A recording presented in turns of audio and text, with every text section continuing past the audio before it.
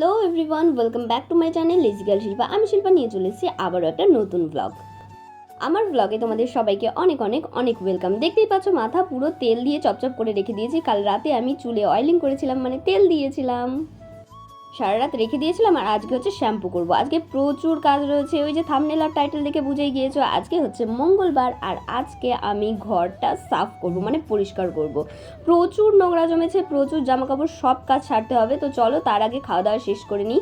এই যে সকালের খাবার, এটা হচ্ছে সেই 3 কোনা পরোটা মা ভেজেছে আটা দিয়ে। আর এটা হচ্ছে গাজর না, কি বলছি আমি, সুজির হালুয়া। তো খেতে জাস্ট ওয়াও ছিল। মানে আমি তো মিষ্টি অতটা পছন্দ করি না, তবুও খুব ভালো লাগে। খাওয়া দাওয়া শেষ করে দেখো রেডি হয়ে নিয়েছি, চুল টুল বেঁধে একাকার।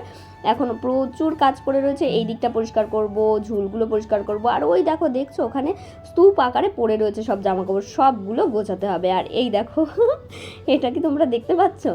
মানে ঘরের যা অবস্থা, একদমই টাইম পাইনি বেশ কদিন গোছানোর। তো এমন অগোছালো হয়ে রয়েছে, এটা না গোছালেই হচ্ছে না। তো সব কিছুই আজকে আমাকে করতে হবে, প্রচুর টাইম লেগে যাবে। তো চলো এক এক করে শুরু করা যাক। কোথা থেকে শুরু করবো ভেবে পাচ্ছিলাম না। তো সব দিক বিচার করে দেখলাম যে এইখান থেকে শুরু করাই বেস্ট।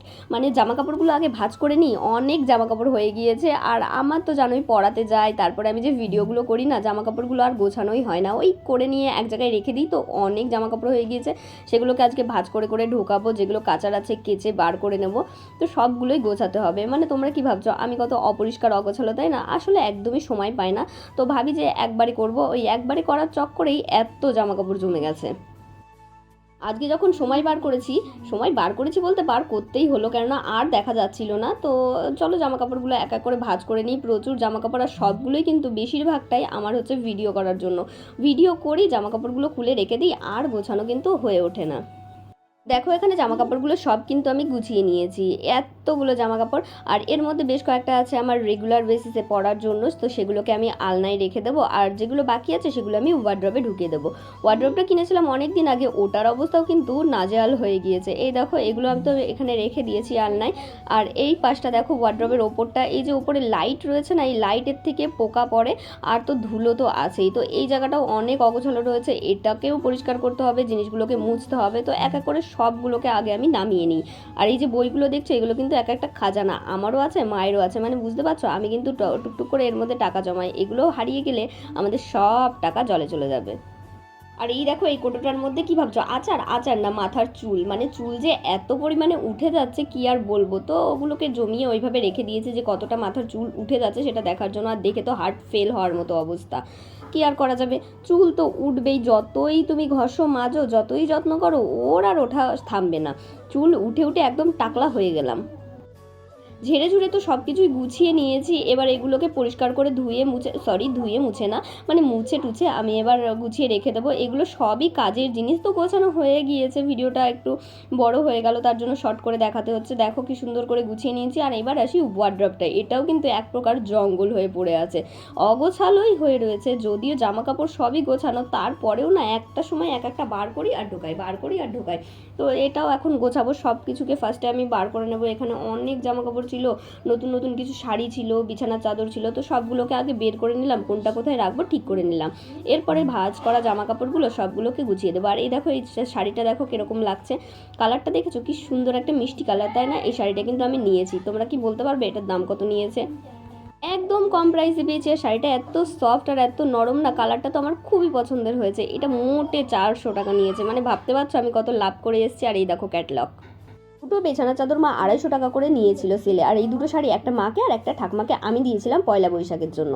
তো চলো দেখো আমার ওয়ার্ড্রব গোছানো হয়ে গেছে, কি সুন্দর করে গুছিয়ে নিয়েছি। দেখতে কত পরিষ্কার পরিচ্ছন্ন লাগছে। কিন্তু এটা থাকবে না যদিও বা, হয়তো 1-2 দিনের বেশি, তার বেশি আর এটা চলবে না। আজকে মঙ্গলবার, ঝুলটুল ঝাড়তে আছে, ওই জন্য লেগে পড়লাম ঝাঁটা নিয়ে। তো পরিষ্কার করব সব কিছুই, তার জন্য সব গুছিয়ে নিলাম। একবারে প্রচুর নোংরা জমেছিল, চারপাশে প্রচুর ঝুল। আর এখন গরমকাল, তো মাকড়সাগুলো এত বদনা, 1-2 দিন পরপরই ঝাড়ু দিতে হয়। তো অনেক দিনই পরিষ্কার করা হয়নি। তো তোমরা আবার ভেবো না যেন ওই ঠাকুরের ফটোটাতে আমি ঝাঁটা লাগিয়েছি, একদমই না। ওটা আমার গোপাল ঠাকুর মাথার উপরে রয়েছে, তার কারণ আমার একটু ভয় ভয় লাগে ভূতের, ওই জন্য। আর তারপরে আমি ওই কাপড়টা দিয়ে মুছে নিলাম, সব কিছু পরিষ্কার করে নিলাম। প্রচুর ঝুল হয়েছিল, সেগুলোও পরিষ্কার করে নিলাম। এই দেখো দেখো গোছানো হয়ে গেছে, আমার বিছানা টিছানা সব সুন্দর করে একদম পরিষ্কার পরিচ্ছন্ন করে নিয়েছি। দেখো ঘেমে টেমে অবস্থা একদম খারাপ হয়ে গেছে, যা গরম, প্রায় 1-2 ঘন্টা লেগে গিয়েছে সব কিছু গোছাতে। কি সুন্দর লাগছে তাই না গোছানোর পরে চারপাশটা? চলো তোমাদেরকে একটু দেখিয়ে দিই। এত কষ্ট করে গোছালাম আর ভাবছি এটা আমার কয়দিন যাবে, হয়তো 2-1 দিন, তার বেশি আর যাবে না, আমি এরকমই। তো চলো গোছানো হয়ে গেছে, এবার আসি ঘরটর মুছতে হবে, প্রচুর ধুলো হয়েছে সব কিছু। এ দেখো জল নিয়ে চলে এসেছি বালতিতে, আর এই যে এই ডান্ডাখানা দিয়ে এখন আমি ঘরটা মুছে নেব।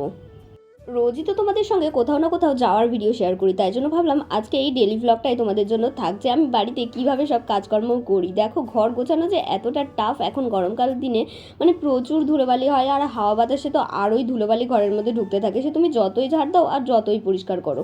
তো সব কাজ গোছাতে গোছাতে অনেকটাই বেলা হয়ে গিয়েছে, আর ঘেমে আমার অবস্থা তো একদম খারাপ হয়ে গেছে, যা গরম দিচ্ছিল তার জন্য।